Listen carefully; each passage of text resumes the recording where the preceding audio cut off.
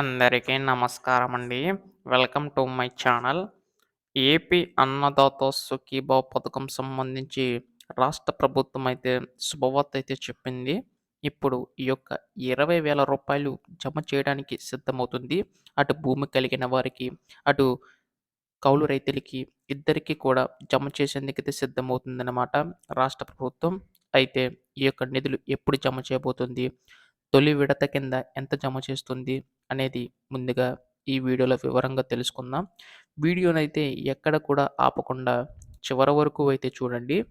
అంతకంటే ముందు చాలామంది వీడియోనైతే చూస్తున్నారు కానీ సబ్స్క్రైబ్ అయితే చేసుకోవడం లేదు.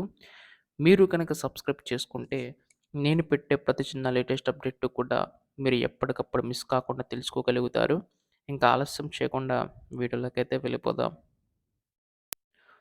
ప్రస్తుత ఏపీ రాష్ట్ర ప్రభుత్వం మనకి ఈ యొక్క నిధులనేవైతే పెంచేందుకు సిద్ధమవుతుందండి.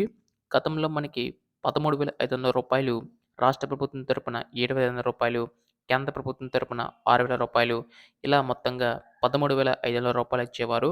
అయితే ఈ ప్రభుత్వం దాన్ని కాస్త రూ. 20,000 వరకు పెంచి అందించేందుకైతే సిద్ధమవుతుందండి.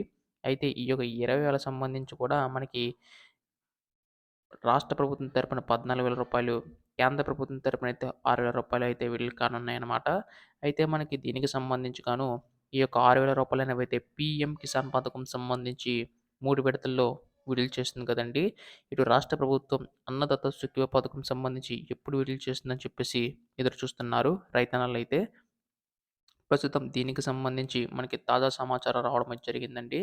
అయితే ఈ యొక్క 3 విడతలకు సంబంధించి కూడా రాష్ట్ర ప్రభుత్వం కూడా విడుదల చేసే అవకాశం ఉందండి 3 విడతల్లో.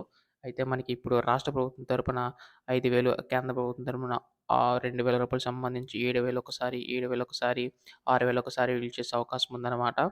దీన్ని బట్టి చూసుకుంటే మనకి త్వరలోనే ఈ యొక్క నిధులనేవైతే విడుదల కానున్నాయండి. కంపల్సరీగా ఈ కేవైసీ అయితే నమోదు చేయించుకోవాల్సి ఉంటుందన్నమాట. ఇప్పుడు దీనిపై ఏ చిన్న లేటెస్ట్ అప్డేట్ వచ్చినా మీరు ముందుగా తెలుసుకోవాలనుకుంటే కింద కనపడుతున్న సబ్స్క్రైబ్ అని క్లిక్ చేసి సబ్స్క్రైబ్ అయితే చేసుకోండి. ధన్యవాదములు.